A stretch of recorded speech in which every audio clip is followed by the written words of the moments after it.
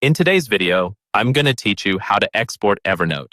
By the end of this walkthrough, you'll know exactly how to create a solid backup of your notes or move them somewhere else without losing anything important. First, go ahead and open the Evernote desktop app on your computer. This method works best in the desktop version, not the web version, so make sure you're actually in the installed app. If you're already signed in, you should see your notes and notebooks as usual. If not, log in with your account so you can access the content you want to export. Once the app is open, look over to the left side of the screen for the sidebar. In that sidebar, find and click on the Notebooks tab. This is where all your notebooks are organized, and it's the easiest place to choose exactly what you want to export. Give the app a second to load, especially if you have a lot of notebooks. Now, scroll through the list and find the specific notebook you want to export.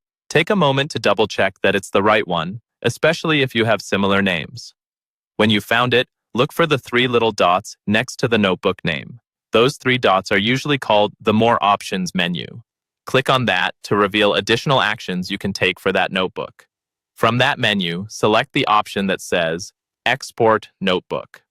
This is the command that tells Evernote you want to create a file containing all the notes inside that notebook.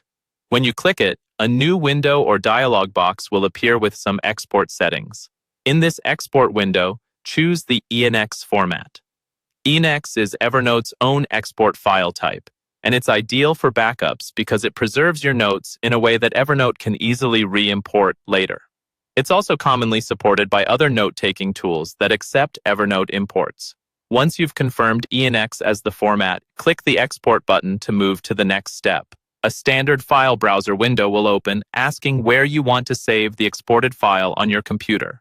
Pick a location that you'll remember, like a dedicated backups folder or your desktop. You can also rename the file to something clear, such as the notebook name plus the date.